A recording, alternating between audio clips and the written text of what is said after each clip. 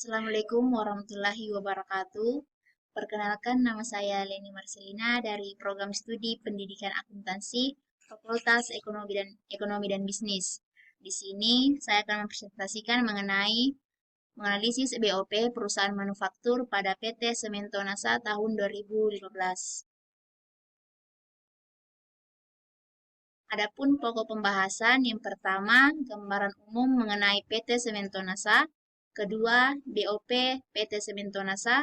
Tiga, basis alokasi yang digunakan dalam penentuan tarif BOP.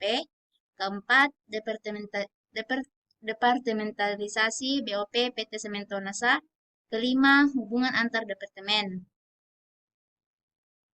Yang pertama, ada gambar umum PT Semento Nasa. PT Semento Nasa adalah produsen terbesar di kawasan timur Indonesia yang menempati lahan seluas 715 hektar di Desa Biringere, Kecamatan Bungoro, Kabupaten Pakajennek dan Kepulauan. 68 km dari Kota Makassar, PT Semento Nasa memiliki kapasitas terpasang 3.480.000 metrik ton semen per tahun dan juga mempunyai 5 unit pabrik, yaitu unit 1, 2, 3, 4, dan 5. Kedua, ada biaya overhead pabrik PT Semento Nasa, di mana yaitu biaya pemeliharaan dan pelumas. Kedua, biaya penyusutan. Ketiga, biaya litbang dan promosi. Keempat, ada biaya angkut dan OPP atau ongkos pelabuhan pemuatan. Kelima, ada biaya pajak dan retribusi. Keenam, ada biaya umum lainnya. Ketiga, ada basis alokasi yang digunakan dalam penentuan tarif BOP. Tarif BOP adalah sejumlah uang yang akan dibayarkan perusahaan untuk memenuhi BOP. Dalam pembebanan biaya overhead pabrik dapat didasarkan pada tarif yang ditentukan di muka. Adapun basis alokasi yang digunakan PT Semento Nasa untuk menghitung tarif BOP-nya, di mana pembebanan BOP berdasarkan satuan produk. Untuk menghitung tarif BOP dapat dilakukan dengan cara menggunakan metode satuan produk.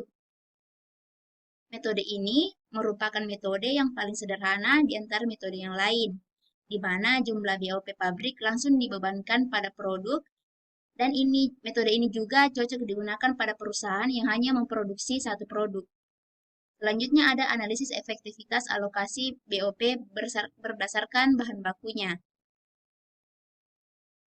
Keempat, ada departementalisasi BOP PT Semento Nasa. Yang pertama ada Direktur Utama. Direktur Utama bertugas bertanggung jawab atas kelancaran jalannya perusahaan. Direktur Utama juga mempunyai tugas dan tanggung jawabnya terhadap bidang-bidang yang mendapat pengawasan secara langsung. Nah, ada Direktur Keuangan dan Komersial. Adapun tugasnya yang pertama pembuatan anggaran pendapatan dan belanja perusahaan serta mengadakan pengawasan terhadap pelaksanaan dari anggaran pendapatan dan belanja perusahaan. Kedua, menyusun pendistribusian hasil produksi semen yang dilakukan dengan cara menyusun strategi pemasaran di seluruh daerah pemasaran tersebut yang termasuk pengangkutannya. Ketiga, merencanakan kegiatan pengadaan suku cadang, bahan baku, bahan pembantu, dan mesin-mesin lainnya sebagai kelengkapan dalam kegiatan produksi. Selanjutnya ada Direktur Produksi, yang dimana tugasnya yang pertama terselenggaranya kelancaran operasi pabrik unit 2, pabrik unit 3, dan pabrik unit 4.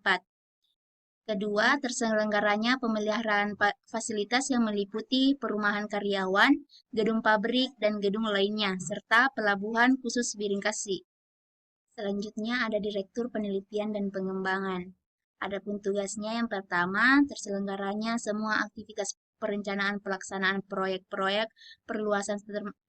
perluasan termasuk di dalamnya penggusuran sumber dana untuk proyek-proyek yang dimaksud.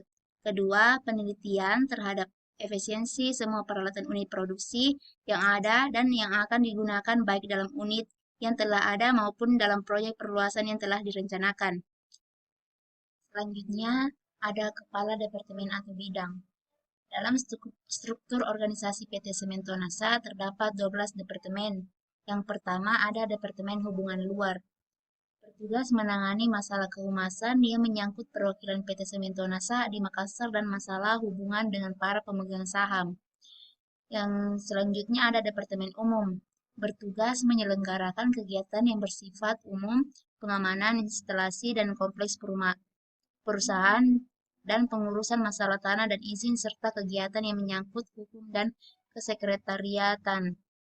Selanjutnya ada Departemen Satuan Pengawasan Inter, bertanggung jawab dan kelancaran pengolahan tugas Departemen Satuan Pengawasan Intern yang meliputi pengawasan finansial dan pengawasan operasional serta tugas-tugas lainnya yang diberikan direksi.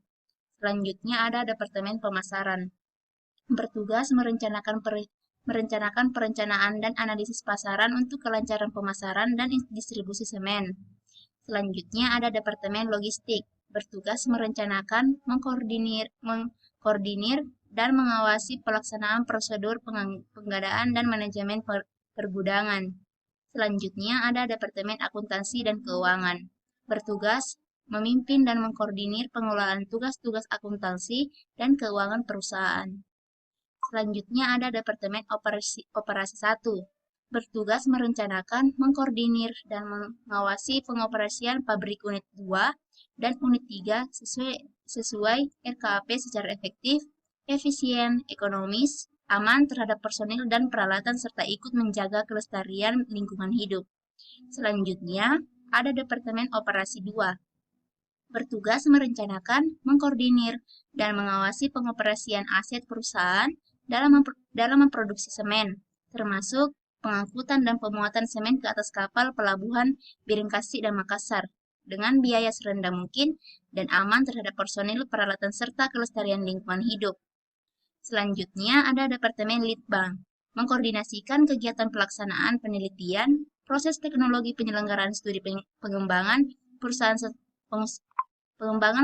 sistem, manajemen perusahaan. Selanjutnya ada Departemen Pengembangan dan Energi.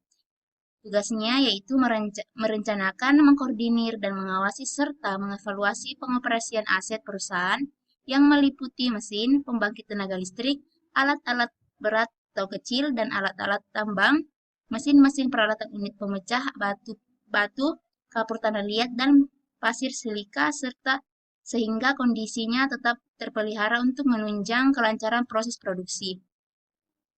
Selanjutnya ada Departemen Sumber Daya Manusia, merencanakan, mengkoordinir, dan mengawasi serta mengevaluasi pengoperasian aset perusahaan dalam menyediakan, pemeliharaan, perawatan, pembinaan, dan pengembangan sumber daya manusia agar tercapai produktivitas tenaga kerja yang optimal.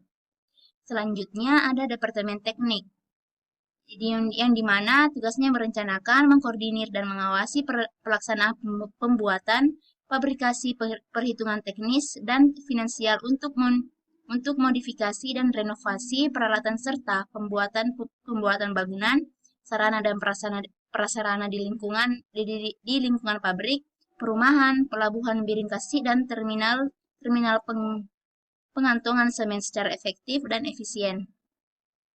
Selanjutnya ada Kepala Biro. Tugas Kepala Biro ini membantu Kepala Departemen atau Kepala Bidang dalam menangani pekerjaan sehari-hari. Selanjutnya ada Kepala Seksi. Tugas Kepala Seksi adalah membantu Kepala Biro dalam melaksanakan tugas sehari-harinya. Selanjutnya ada hubungan antar departemen.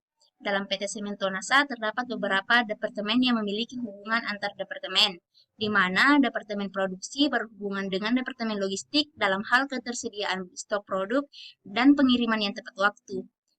Departemen Produksi juga bekerjasama dengan Departemen Kualitas untuk memastikan bahwa produk semen memenuhi standar kualitas yang ditetapkan.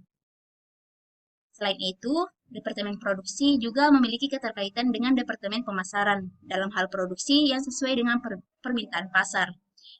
Dan selanjutnya ada Departemen Keuangan berhubungan dengan Departemen Produksi dalam hal perencanaan anggaran dan pengawasan biaya produksi.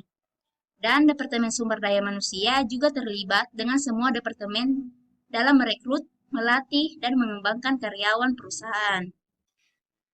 Maka dari itu, hubungan antar departemen di PT Semento Nasa sangat penting untuk memastikan kelancaran operasional perusahaan dan mencapai tujuan bersama. Koordinasi dan komunikasi dan kerjasama antar departemen adalah kunci keberhasilan dan mencapai efisiensi dan efektivitas dalam operasional perusahaan. Sekian dari saya. Wassalamualaikum warahmatullahi wabarakatuh.